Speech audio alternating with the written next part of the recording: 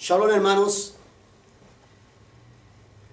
En esta oportunidad, considerando que ya estamos tan pronto a celebrar el día solemne de Yom Kippur, me gustaría poder compartir con ustedes alguna enseñanza al respecto y, por supuesto, considerando que somos creyentes en Yeshua, nuestro santo y bendito Mashiach, el poder también mostrar dónde es que nuestro santo Mashiach está en la festividad del Yom Kippur, dónde es que Él está ahí en tanto los sacrificios como propiamente también en el Seder del Yom Kippur. Y vamos a ver lo que nos enseña la Escritura al respecto. En Levíticos 23, verso 26 al 32, nos dice nuestra Sagrada Torá: también habló Adonai a Moshe diciendo: a los 10 días de este mes séptimo será el día de expiación. Tendréis santa convocación y afligiréis vuestras almas y ofreceréis ofrenda encendida a Adonai.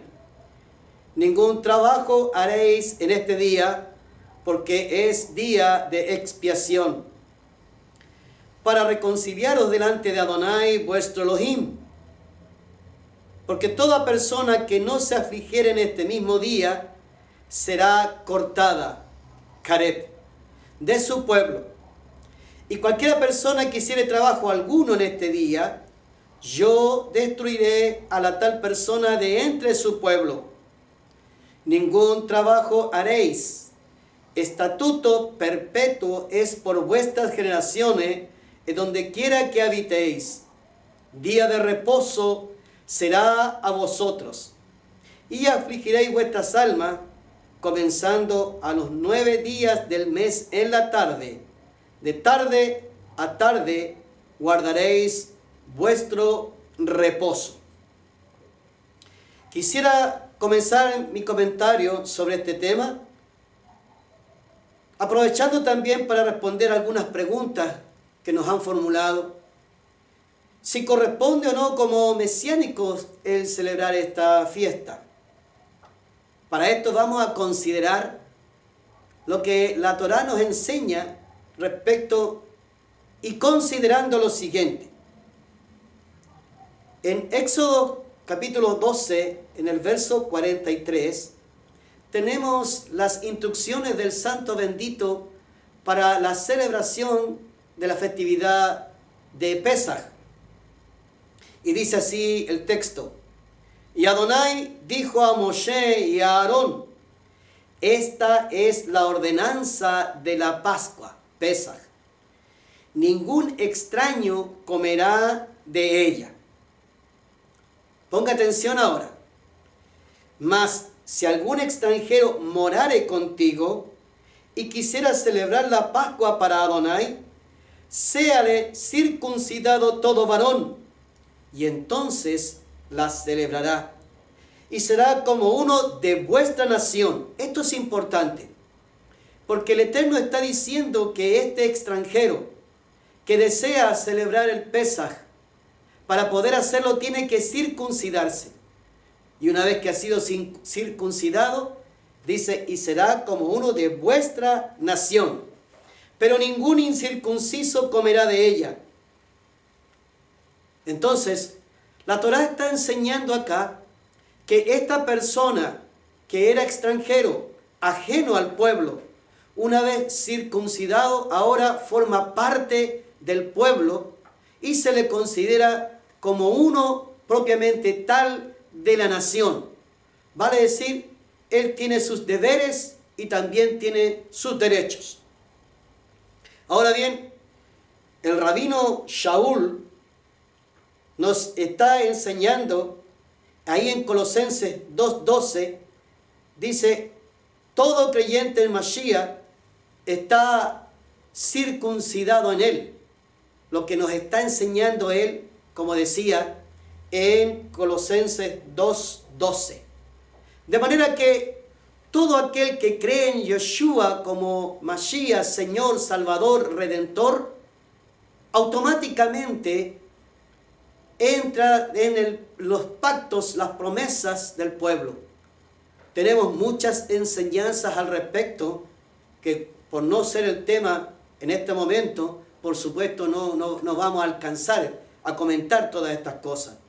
Pero la Torá enseña que todo aquel que reconoce a Yeshua como Señor y Salvador, que ha sido sacado del olivo natural y engendrado, en el olivo silvestre, y ha sido injertado en el olivo natural, por supuesto ahora él se nutre de la savia de este olivo natural que es Israel, entendiendo que la savia que le da vida es nuestro santo Mashiach. De manera que, como ya decimos, entonces viene a ser uno al igual que todo el pueblo. Ahora bien, debemos también entender de que Pesaj y Yom Kippur son festividades que están conectadas entre sí. Ahora la pregunta es, ¿en qué sentido están conectadas? Para nosotros los que creemos en Yeshua, nosotros consideramos que el día de nuestra redención, en el momento en que se produjo la justificación por Yeshua sobre nuestras faltas, nuestros pecados, nuestros delitos, nuestras transgresiones, fue el momento en que le hemos aceptado como Señor y Salvador. Eso es lo que nos enseña el Código Real, o como usted quiere llamarlo, si quiere el Nuevo Testamento, o también el Pacto Renovado. De manera que en Pesaj, Yeshua rompe con el pecado. Pero el pecado aún no ha sido desarraigado totalmente de la vida del hombre, porque todavía continúa la inclinación al mal. De manera que, si bien es cierto, se cumplió con una parte de la redención, Pesaj no incluye la redención completa. Falta una parte que todavía que debe realizar nuestro santo Mashiach. Es por esta razón que algunos que piensan que Yeshua no fue el Mashiach o no es el Mashiach, porque ellos dicen que no cumplió con esta y estas otras señales, se debe entender que esas señales están para su segunda venida.